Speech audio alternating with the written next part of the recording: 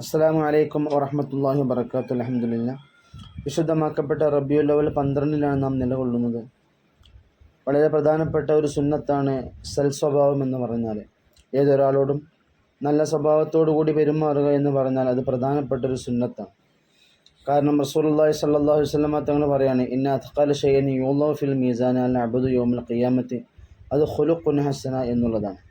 കാരണം അന്ത്യനാളിൽ മീസാനിൽ വലിയ വെക്കപ്പെടുന്ന അമലുകളിൽ വലിയ ഭാരമുള്ള അമലായിക്കൊണ്ടുള്ളത് അത് സൽസ്വഭാവമായിരിക്കുമെന്ന് റസൂലുള്ളാഹി സ്വല്ലല്ലാഹു അലൈഹി വസല്ലം. അപ്പോൾ നമ്മൾ ഒരാളോട് ഏത് രൂപത്തിലാണോ പെരുമാറുന്നതെന്ന് പ്രത്യേകം പരിശോധിക്കേണ്ടതുണ്ട്. കാരണം നല്ല സ്വഭാവത്തോടു കൂടി ആരോടും പെരുമാറാൻ നാം പ്രത്യേകം ശ്രദ്ധിക്കണം. അത് നാളെ മീസാനിൽ ഭാരമുള്ള അമലായിക്കൊണ്ട് കണക്കാക്കപ്പെടുമെന്ന് റസൂലുള്ളാഹി സ്വല്ലല്ലാഹു അലൈഹി വസല്ലം. മറ്റൊരു റിപ്പോർട്ടിൽ കാണാൻ സാധിക്കും, ആദ്യമായിക്കൊണ്ട് മീസാനിൽ വെക്കപ്പെടുന്ന അമല് അത് സൽസ്വഭാവമായിരിക്കും എന്നുള്ളതാണ്.